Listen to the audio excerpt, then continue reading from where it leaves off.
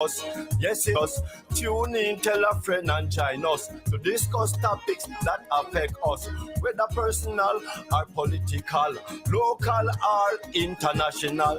It is a platform for us to build from, so the community can grow to be strong. To the host, Raymond Duguay, Michael Duncan, two of our honorary humanitarian. It's real and it not bogus. Stand against those who stand against us when situation rough and get tedious.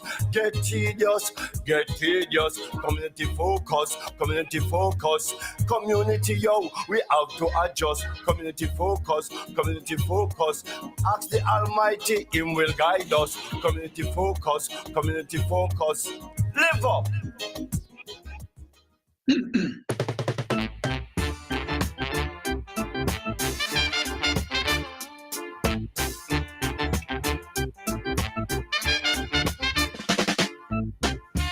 Marcus Garvey words come to pass. Marcus Garvey words come to pass. Can't get no food to eat. Can't get no money to spend. Oh, can't get no food to eat. Can't get no money to spend. Oh.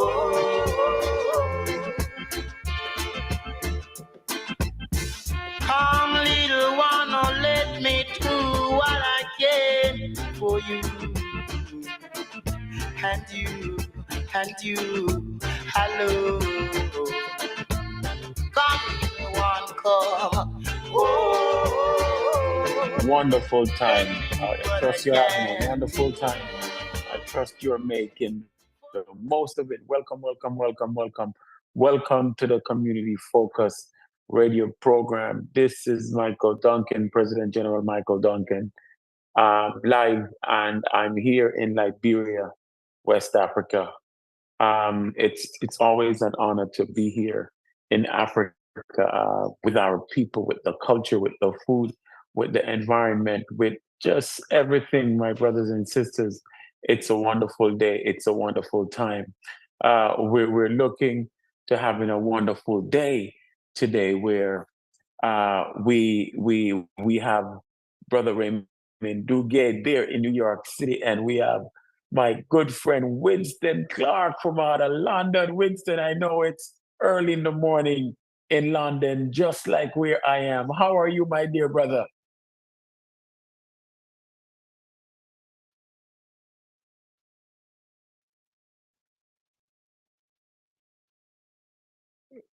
President, for some reason, I'm not hearing Winston. I'm not hearing. Clear now. Yes. So just I'm to say, hearing you now. Good evening and good morning or good afternoon to the people in New York. Good evening.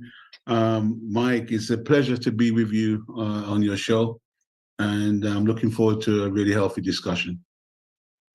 Yes. Brother Winston, have you ever met Brother Raymond Duguay? This is Brother Raymond Duguay. No, I've not met him. So, Brother Duguay, Brother Duguay, please say hello and greet Brother Winston. Yeah. I'm hearing you now. Okay, Brother Winston, we did meet. You don't recall. I'm going to tell you when we met. Go on. 2013 in February. You were passing through New York, and you were at a fundraiser when your buddy Michael Duncan was running for office, and I was the campaign manager. And I'm going to make you remember more.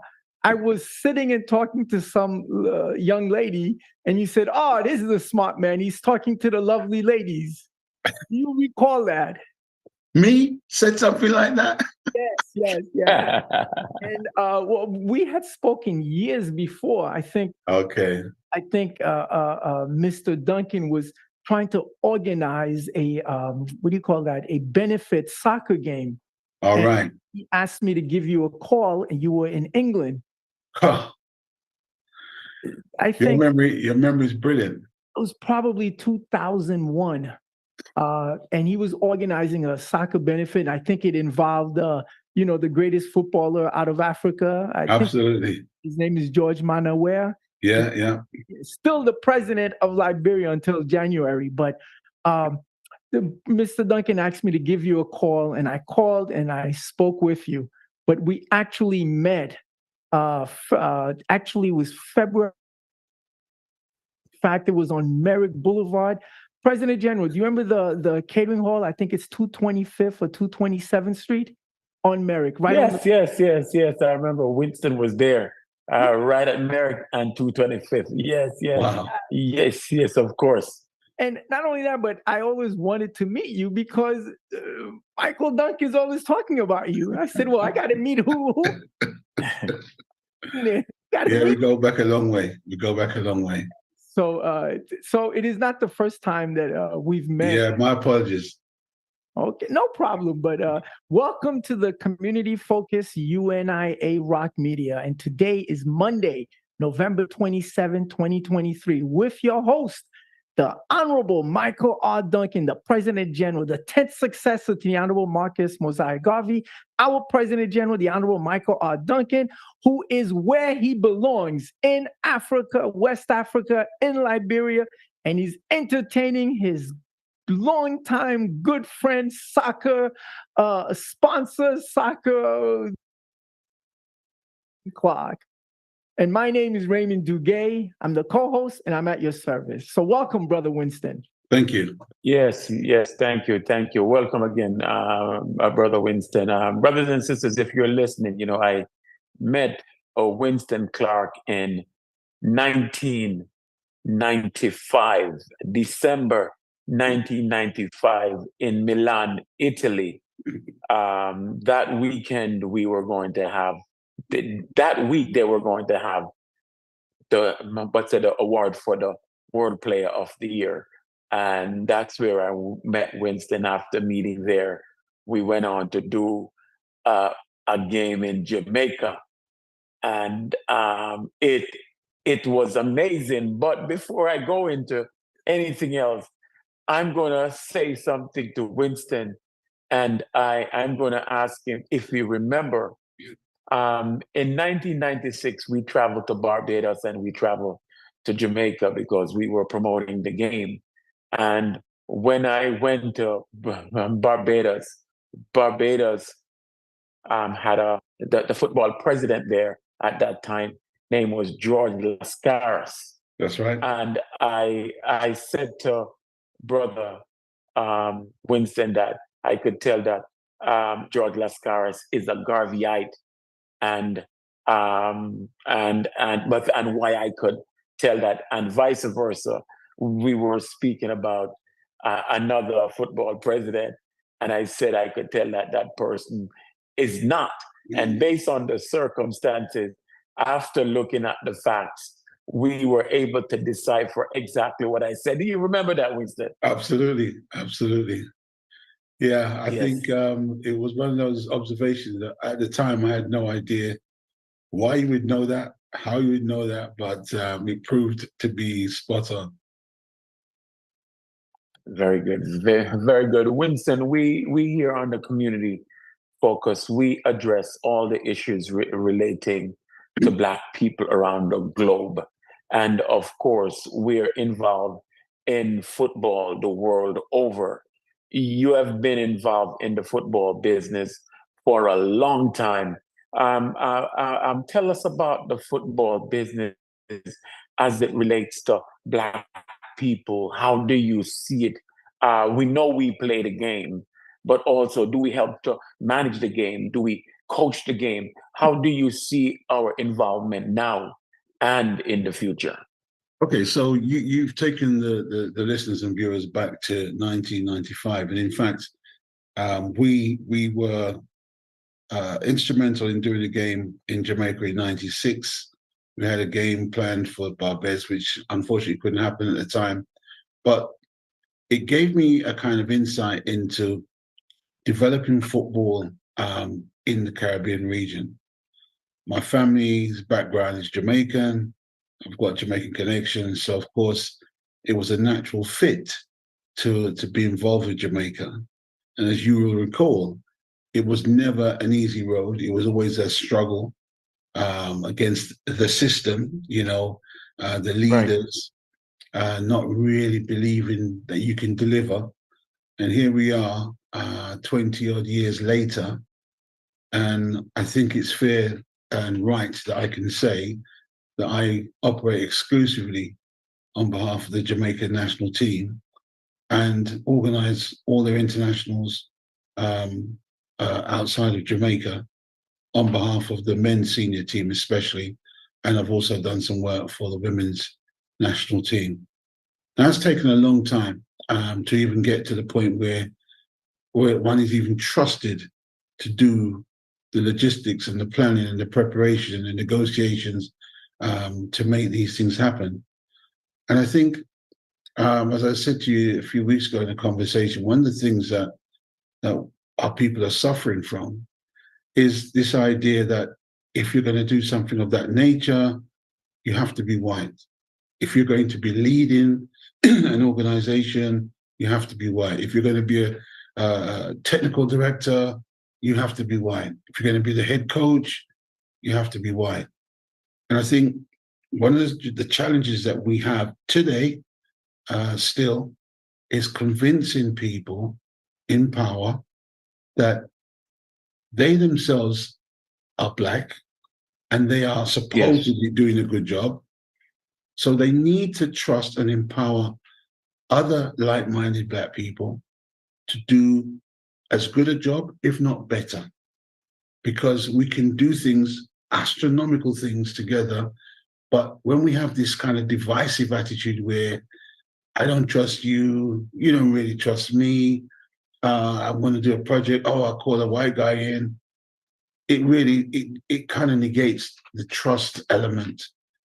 And so if you're looking in, if you are a young person looking up at football as it stands at the moment, we've got 29 teams in the MLS. We've got 20 teams in the Premier League. Forget about the Championship, League One, League Two, and the National League.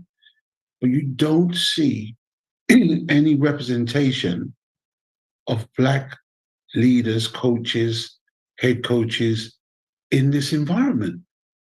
And yet there are 40% of players in the Premier League that are Black. So what the world is saying, effectively, we don't mind you playing the game. In fact, you're great players, fantastic. But don't come to us and talk to us about running our club or coaching our players, even though you was a great player yourself. And we need to change that. We need to be able to change that psyche. And we need to do it at home, and home being, whether it be Jamaica, Nigeria, Ghana, right across West Africa, South Africa. We need to be seen to be powerful together. That's really important. And I can tell you, there's a former footballer who, you might have heard me mention his name in the past. It's Ricky Hill. He wrote a book called The Love of the Game. And he talks about the Rooney Rule because he spent some time in America. And he really advocated and pushed to get teams in England to take on the idea that if there's a job vacancy available, that they would need to at least invite and interview non-white coaches, thus giving the chance to perhaps finding a coach that they never thought of in the first place and bringing them through as a coach. But what it's come to now is that you'll get former players of no name, no description. You don't even know where they've come from, or they might have gone to university or done some coaching course. They're getting jobs, and our guys, like, as I mentioned, Ricky Hill, and I have a whole list of names which I could share with you, that are not getting a look in because the system says they don't want them. How do we change that cycle? I've seen a lot of Black national team with non-Black coaches. Yeah. So is it that the Black countries themselves sometimes don't believe in their Black coaches, or there are no available Black coaches in these There's countries. always, For example, Jamaica yeah, and many other countries. yeah. Okay, so Jamaica always has an attitude that as a race of people, they always want what they call the best. They want name brand. They want, if they could get Jurgen Klopp, Pep Guardiola to manage the national team, that's who they'd want. That's how the people gravitate to the kind of names they would want. So let's put that aside because they can't afford those kind of people. Then you've got to ask yourself the question, the people in power that make the decisions as to who comes in, when they sit down with a blank sheet of paper and say, okay, we need a new coach, who are we going to select? What is their criteria? What is their criteria? So do they say we need to empower our own? Do we need to find a local guy? Do we need to find a Black guy from out of the UK or out of the States? You know, what is the criteria? The truth is, there was in fact, let's go back to the Captain Burrell days. Captain Burrell, God rest his soul, this past now, he used to say it would be better to have a white man as the head coach because it would bring commercial value to the national team. Therefore thinking, Wow, it brings sponsors in and advertisers more quickly than if it was a Black leadership. Now, with that mentality, you're going to struggle. You're going to struggle because you're fighting not only against the opportunity, but you're fighting against a mentality. And that prevailed for a number of years. And if you look back at the amount of non-Black coaches that Jamaica has had and other countries in the region, even to this current day, you need to, I would love to hear the answer to, what was your criteria for getting a new coach? And see what the answer is. Because in that answer lies the reasoning, the thinking, and the thought process behind who they hire. yeah, it's really amazing. I'm gonna say a few things and ask a question, and then Sure. I'm gonna give Brother Duge a chance to chime in. As you spoke about Simoes coming to Jamaica, and he was able to help Jamaica qualify for the World Cup in '98. However, I remember at one point you were recommending some players, and it seemed as if Simoes or the Jamaican Football Federation did not have any interest. Yeah. And after Jamaica played their first 5 games in that qualifying round, they were 1 point. They had 1 point and getting ready to exit the qualification for the World Cup. Yeah. And for some reason, they took upon the advice maybe that you had given and brought in All the players, like Robbie. I think it was Robbie. What was it? Robbie Earl? Robbie Earl, Paul Hall, Fitzroy Simpson, Darryl Powell, Marcus. Yes. And honestly, Winston, you had suggested that prior, but it seemed like they had no interest in your suggestion until they realized that they were going to be out of the World Cup, and then they draw for these players. What do you think about that? Well, again, I think the mindset at the time was whatever Simoes says is absolute, is final. He was considered, remember he used to have this slogan, Jesus saves. And it appears, and when you hear people talk about him today, 25 years later, they talk about him with this reference that he almost transformed single-handedly Jamaican football. The interesting thing was, and if you look back at the history, you'll see when those players came into the squad, it disappointed some of the local players, but there were naturally better players in the UK that they never heard of.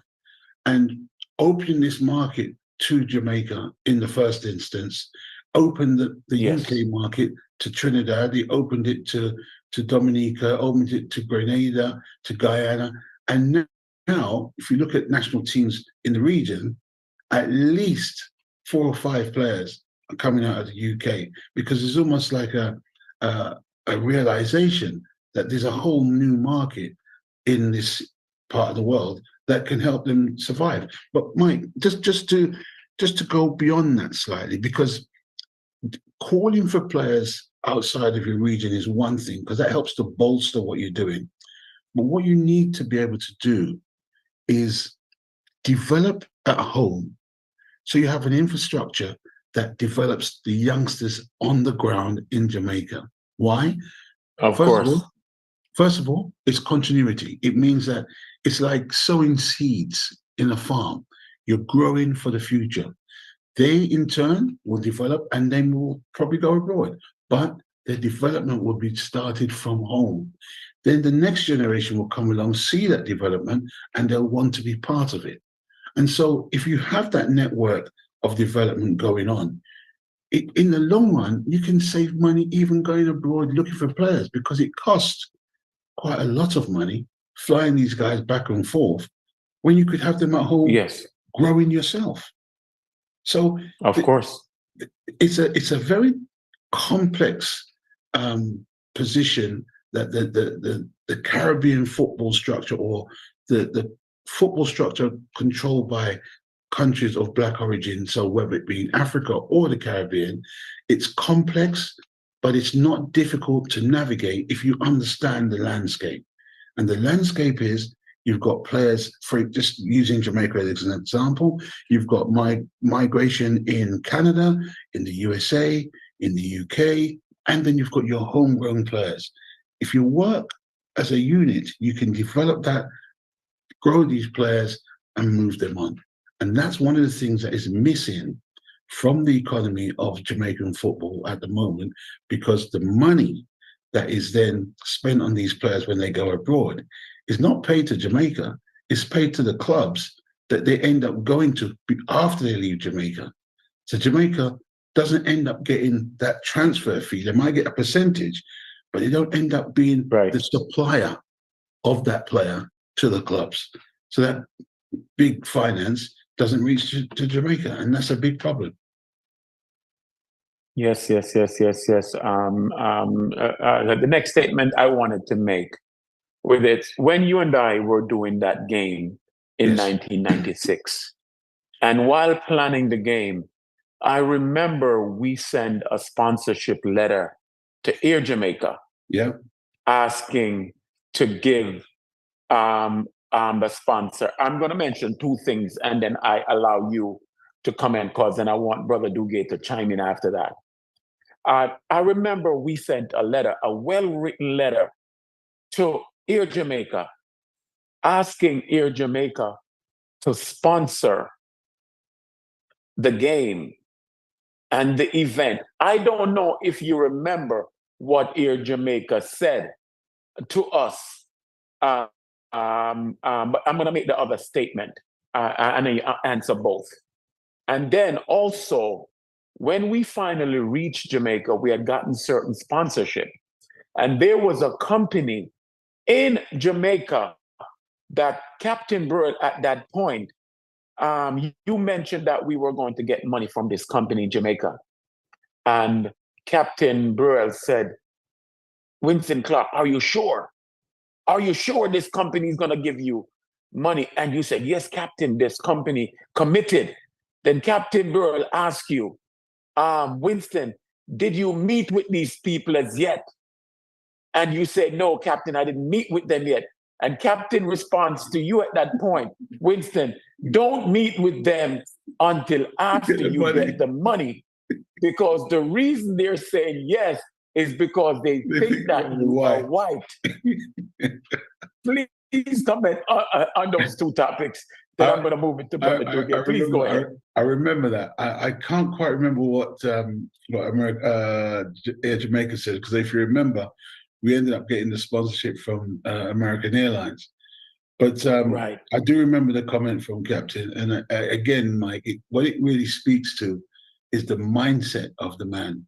Remember, in his mind, and believe you me, we got on so well. I mean, after all of that happened, and we've moved on, and even in his latter years before he passed, we were very close. Like we got on really well. But I think he had a problem initially with trusting Black people.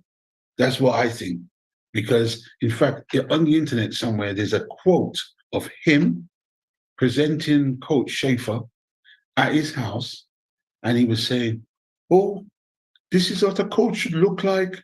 He's a perfect specimen for a coach."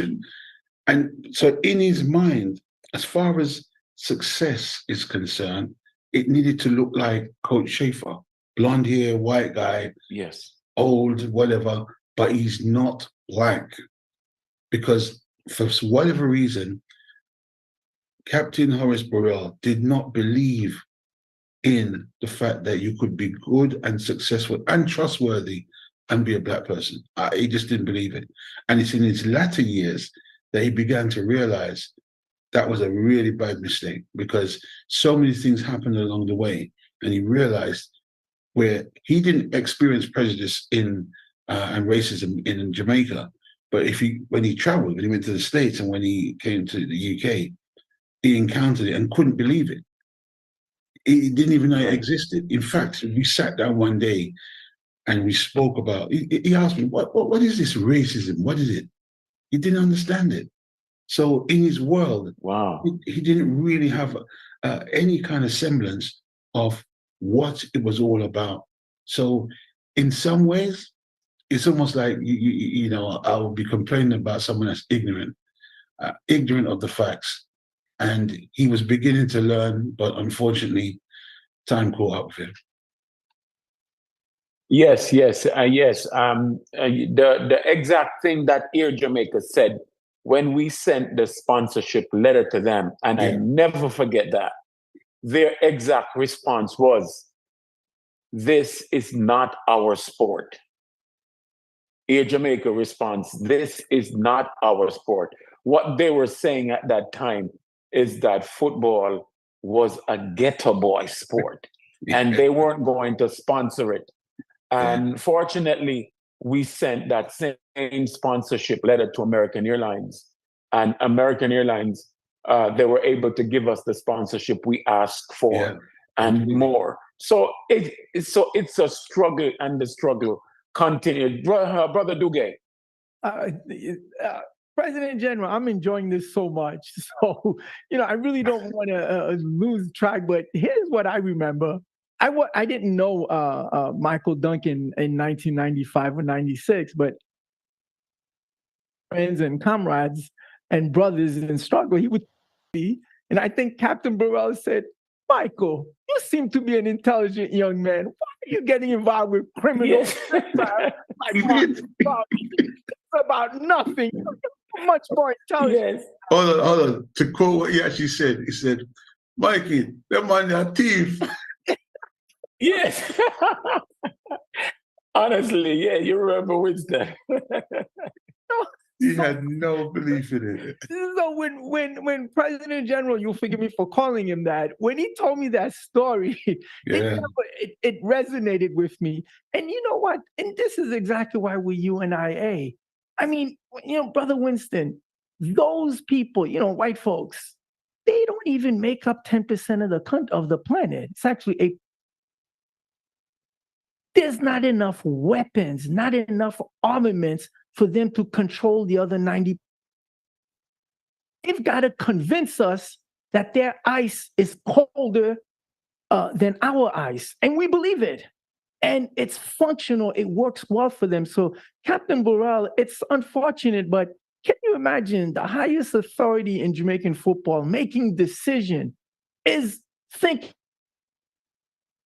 He's certainly not alone. And even till this day, and this is why we exist, meaning we, the UNIA, because all facets, whether it's love, education, religion, politics, even sports, they try to give us that bluff. Oh, sports is apolitical. That's not true. I mean, Brother Winston, you just said something to me that I didn't realize. 40% of the Premier League is Black? Yep, players. That's almost half. Yeah, exactly. Okay. Exactly. Mm. It's an incredible number. And to be honest, there are some people here that give lip service to the FA, different organizations, kick it out, racism and all that sort of stuff. But they're not vocal enough. So even though they know what's happening is wrong, there is not enough activity for people to be worried about, oh, we're doing the wrong thing, or we do need to get these guys into job. Lots of token gestures, and like with the racism, if you ever watch Premier League games, sometimes you see them kneeling at the start of the game. These are the kind of things that these people do. But here's the thing.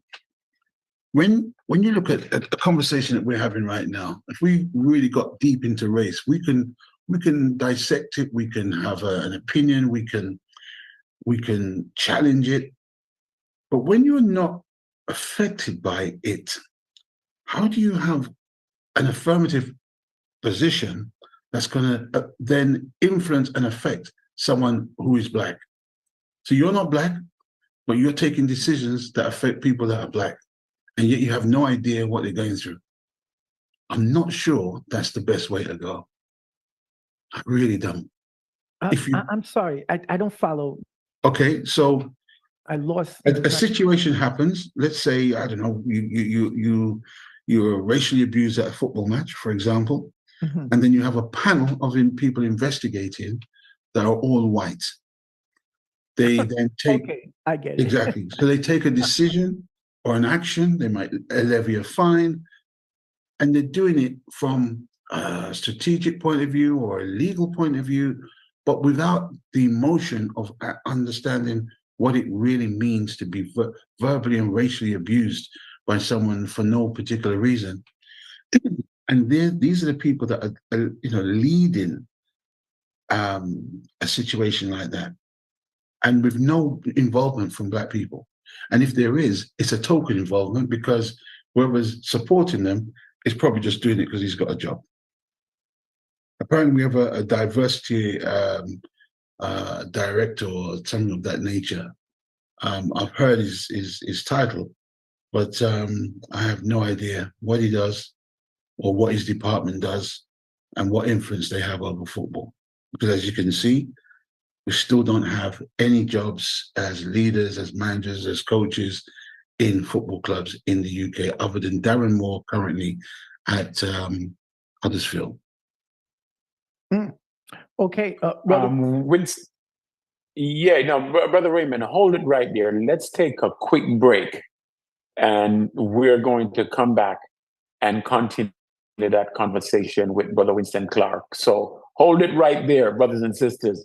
Winston Clark in London, Brother Raymond Duge in New York City, and yours truly in Monrovia. Hold it right there. Community Focus will be right back. Thank you. My people, shop at The Rock. The wait is over. What started out as a vision is now reality. Greetings, brothers and sisters. The Federation of African Caribbean American Restaurant Association is ready. Come and shop at The Rock. 13205 Merrick Boulevard, inside of Belknap Street. You need to save money for all your breadfruit, yellow yam, bami, Scotch bonnet pepper, plantains, bananas, all your fish and meat product. Come to The Rock. Wholesale price every day. This is Dubmaster Chris, and I'm endorsing The Rock, the Restaurant Owners Corporation, inside of Belknap Street. Bring your shopping basket and shop till you drop. Save yourself some money and shop at The Rock. Jamaica Breeze Buffet Restaurant, where it's Thanksgiving every day. Choose from 60 of our best dishes, featuring breakfast all day and a wide selection of Jamaican and Southern style favorites. At Jamaica Breeze, you choose what you want and pay what you want. Don't forget to try our juicy beef and chicken patties. And remember, we also accept Jamaican dollars. Jamaica Breeze now has 2 Queens locations. Our original store at 23202 Merrick Boulevard at the corner of 232nd Street in Laurelton, and our new location at 2136 Mott Avenue at the corner of Redfern Avenue in Far Rockaway. Visit us today and come hungry. You won't be disappointed.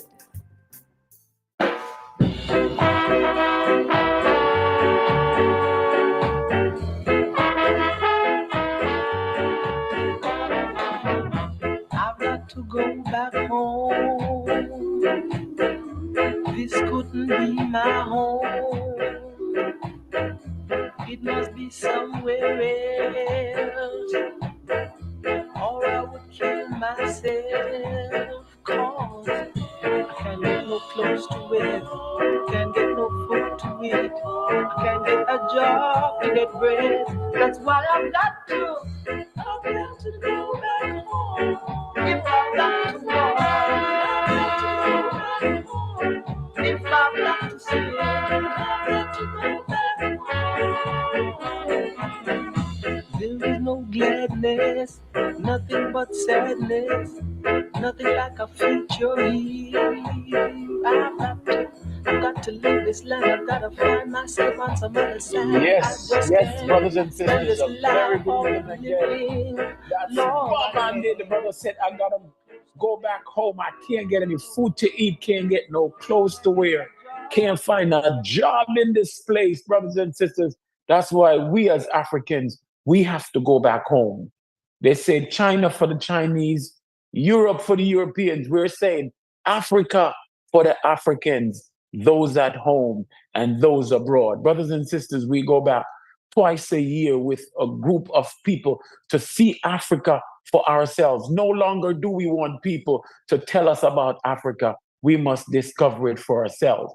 We just came back from Ethiopia. We just came back from Kenya, and Brother Duge went on to South Africa. Now we are heading to Ghana, Liberia, Togo, and Guinea in February.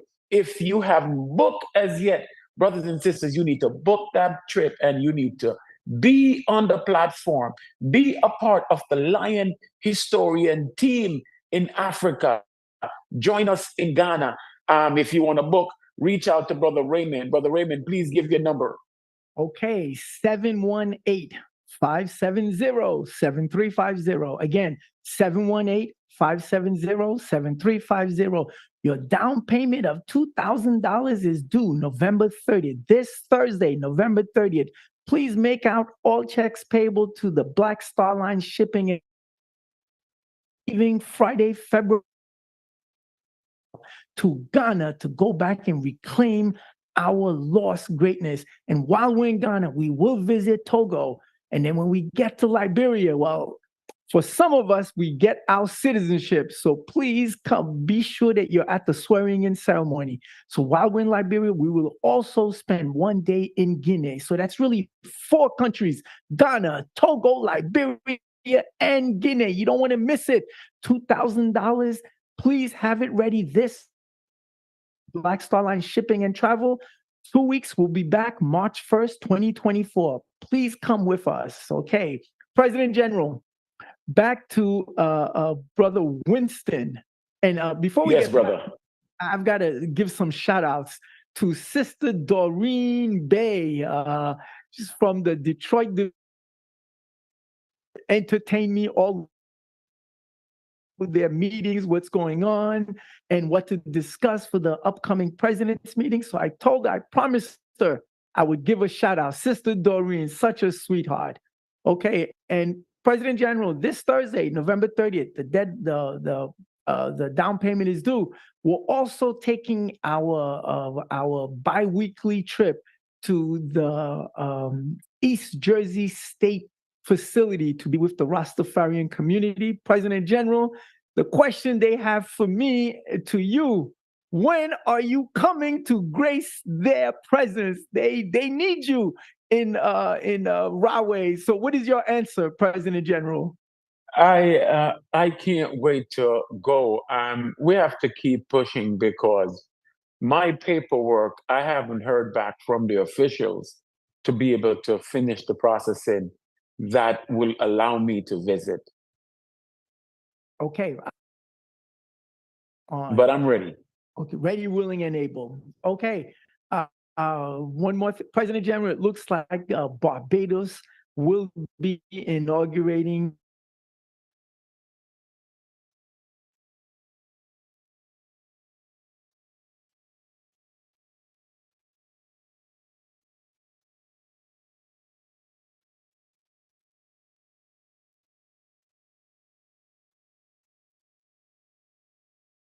Line's frozen.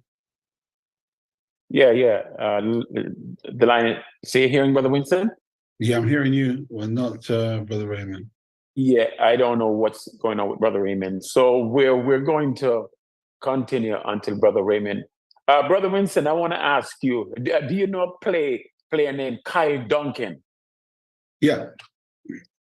Yes. So what do you know about this player, and where does he stand as far as the Jamaican national team is concerned right now? Okay, so there's a bit of history with Kyle Duncan. He was here as a 15-year-old in the UK. Took him to West Ham. They absolutely loved him. They loved him. They really wanted him to come. But at the time, he only had a US passport, and the rules didn't allow someone of his age, I think he was 15 at the time, to come and play here. So I think he went back to the States, and he got into the Red Bull Academy. And he was doing really well. Went there. In fact, that February that Brother Raymond reminded me that I met him, I think I came over to meet Kyle's dad, and it was I never forget, it was freezing, absolutely freezing. Yes. February. And Kyle did really, really well. I understand now that he's played in Europe. He's now back in the States. And the last communication I had was to say that he was in the process of getting his Jamaican passport sorted so that he could represent the country. And believe you me, having spoken to the coach myself, we had the team in New Jersey just 2 weeks ago, and they really wanted Kyle to be part of that plan, but he didn't have his paperwork sorted out. So as soon as that's done, I'm pretty sure he'll get a call. And with Jamaica recently qualifying for the semi-finals of the Nations League, which will be played on the 21st of March in the States, and then to play Copa America in June, also in the States. It's going to be a very busy year for football internationally for Jamaica. Should be very good. So Winston, if that happens, no, and it's going to happen, the US versus Jamaica, I could have actually two nephews on the field, one That's representing right. the US and one representing Jamaica, playing against each other. I tell you, that's going to be amazing because, as you know, Timothy and Carl practically grew up like two brothers. And, even when Timothy went to, I think it was France, Kyle was there. They've supported each other over the years as one family. So it'd be very interesting to see how that goes. But yeah, it will happen, and history will be made. It'll be good. Very good. Very good. Very good. Brother Raymond, I think you were saying something earlier when you got frozen. Yes. The question I had for Brother Winston is this. Not the most recent World Cup that was in Qatar. The one before that, I think France won the World Cup. They won. And I was reading a statement, or some cartoon was saying that, well, Africa won the World Cup. Because if you look at all the teams, it was all African players. Okay. All of this. Anyway, where I'm leading to this is, I'm going to ask you to do me a big favor. Go ahead. Can you create an African team to play in the World Cup so we can take our World Cup championship? Well, what would it take for you to do that for me, please? I tell you, let me just answer that by saying this. It's interesting you should say that. The under-17s World Cup is going on right now in Indonesia, and in that 4-team semi-final is the Mali national team. Okay, now there's two key points. One, the under-17s Mali national team, coaching staff and head coach are local Malian people and doing great. And here's the sad part. That's at under 17. What will it be in 3-4 years' time when those same players become national team players? Will they still have a Malian coach? Will they still be playing for Mali? Or will they change and play for France? Because again, Yes. there's a message that is not being told. And I don't know how we're going to do this, if it's on social media or what, but we need to get the education into all our people, whether they're from in West Africa or in the Caribbean, to literally stick to each other and work together to become stronger and better. Why? Here they are in the semi-finals of this tournament, which is effectively the World Cup at this age group. In several years' time, will Mali be at the World Cup in America, for example? The answer is probably no. Why? Because they would have diluted the players. Instead of them keeping them as Mali national players, they'll be playing for France and wherever else, taking citizenships elsewhere. Right now, if you think back to Sunday's game, Manchester United played an 18-year-old called Maidu. Now, he obviously was born in the UK. His parents are from Ghana. And he had a wonderful game. They took him off towards the end. And today, the headlines are, England will fight Ghana for this player. So effectively, wow, they are in the process of probably making some incentive to his mom and dad or whatever it is to ensure that this player plays for England and not Ghana. Now, are these people strong enough to refuse whatever they come to them with and allow this guy to play for Ghana? There's where we need to do the building. There's where we need to be strong, to be able to politely say, oh, thank you so much for your offer, but he's going to play for Ghana. Too many players have been lost. And unfortunately, what happens is, Ray, when you play for the national team, the system is geared so that once you play more than 3 games, you can't switch. You can't play for another country. That's it. You are now that citizen and that player. Now, if the coach decides, we don't need him anymore, we get someone else. So your country of your parents' birth doesn't benefit from your talent and skill, and then you now can't even play international football anymore. So these are the conversations that need to be had with parents and the youngsters going forward. Because as you would have seen in your own family, Mike, it's difficult to tell a child that's born into a system, now you're going to play for another system. In the case of Timothy, he could have played for Liberia, he could have played for France, and he could have played I think he even could have played for Italy, right? No, France and Jamaica. US, okay. France, Jamaica, and Liberia. Okay, so there you go. Yeah. And he made his choice based on where he felt most comfortable, the academy he's been to. What can you do? It's a difficult decision. It's a difficult conversation. But if you're looking at the deep-rooted side of it, there's only one answer, one country. Because how does Liberia build to become stronger if their better players go play for England or wherever? It never happens.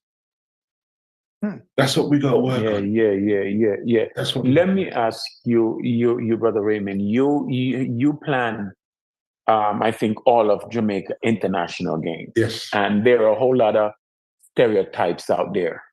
Tell me something. Are there any stereotypes that when you have to go play an African team that some of these non-Black people would have about African teams? For example, Cameroon.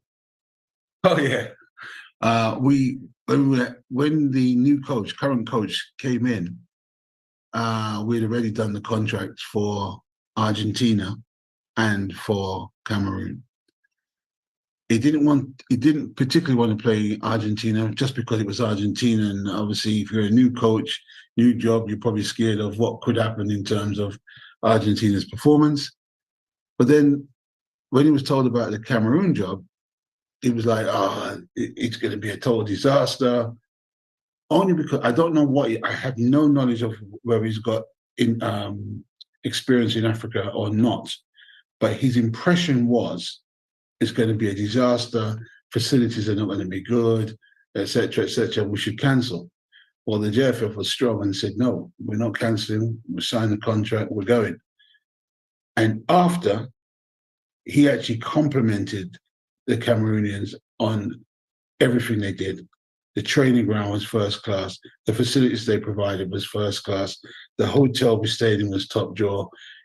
It was just the complete opposite of what he was saying. The only thing, if you want to be ultra critical, was when we went to do the training, the grass hadn't been cut to the appropriate level. It was going to be cut the next day, which they should have cut it so it wasn't so long, and they should have watered it. Other than that, everything else I can put my hand on my heart and say was perfect, was fine, no problem.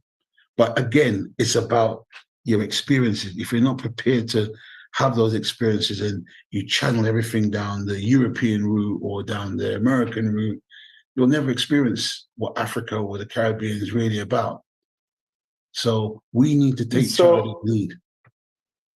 So, Brother Winston, being a Black person yourself in this business, how do you navigate these waters, and what are your experiences like in trying to sign contracts with various teams from all over the world? So interestingly, I don't really have any problems at all. My sort of problem areas are getting real value for the Jamaican national team, because the world of football is like a political hierarchy. So you have, your Brazil and your Argentina's right at the top. You've got England and you've got France, Germany. You have like a top league. There's no one's really put them in a league, but that's how it works.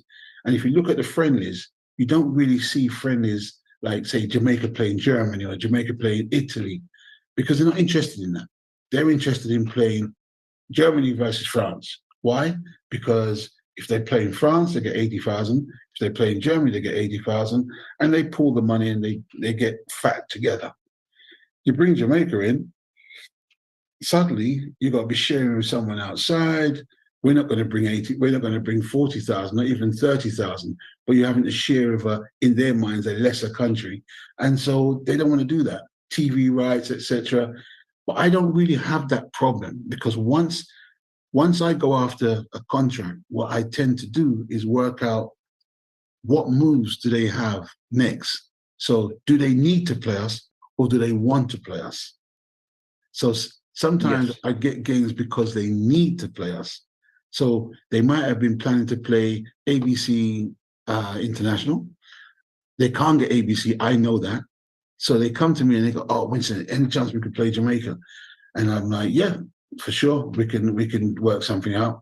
And they want to come with small money, and you think that ain't going to work. But then you know that they haven't got nowhere to go, so of course you can negotiate stronger. Because my thing is all really about getting the respect that Jamaica deserves for whatever country we're going to play. Many countries have called us to play and said, "Oh, we'll just cover your hotel." They don't want to pay no flights. They don't want to pay your local transport. And that can't work, because if it was another country, they'd pay it. So you're just understanding the terrain. And to answer your question specifically, I don't seem to come across that problem. And if I did hit that problem, I would fight back. Verbally, I would fight back. Yes. It's amazing, Winston. You have been in this business for so long. Your tenacity is just amazing. Another question I wanted to ask you: what can these Black countries do to retain their top players and make it attractive enough where their top players don't want to leave? Okay, so what a great question. First of all, it cannot come down to pure economics. It's not going to be, "Oh, we'll pay you a bigger match fee." It's not going to work, because you can't afford what Germany or what England or Italy can afford. One of the first things that we've got to do is we've got to make sure that the people we're talking to are grounded. They understand that they're footballers today, but who are they going to be tomorrow? And if they're building for the future, they can't just run away and be something else for somebody else, and then come back when football's over, trying to assimilate and be a Ghanaian again or a Jamaican again, because that opportunity won't be there for you. If you've built the infrastructure initially and you stay with it and you help to build the development and the future of the National Association, you can eat in the future. You might be the president in the future. You might be the team manager in the future. But you have to realize you have to do some groundwork. You can't run away, play for England, and then suddenly you want to become a Jamaican. It doesn't really work like that. And so you have to get people's mindset to think differently. You're going to get less money. You know that. But what we're going to do, we're going to be as professional as possible. We're going to carry in the best hotels. We're going to fly you in business class. We're going to do all the things that you would expect to be done at a higher level. But we don't have the money yet, because we're not attracting the sponsors. Help us to do that. And then we could be on a different conversation. But remember, it's just like anything. You cannot expect a small country to have the same commercial effect as a country like England or a USA. It's just not possible. Very good. So Brother Duge, anything else for Winston? Brother Winston, the reason why I asked you is because I know the answer, but I'm begging you to get it done for me. Meaning, counting on you to resolve all the issues. For example, we'll have to try it. Look at Rosedale Soccer Club. It's a classic example. Who we've nurtured from when they could barely walk. Yeah. As soon as they get very, very well known, come in, approach them, recruit them. So, I mean, even at that level, it's the same thing. But that's why I'm asking you, please do me this. I don't believe in end of the year holiday wishes, but I'm asking you, please do that for me.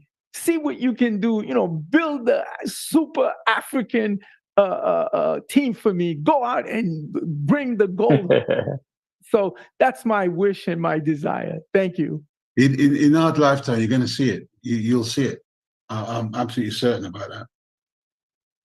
Okay. Yeah. Yes. And as you mentioned, infrastructure that we need to build. I remember when we were planning that game, but it says game again.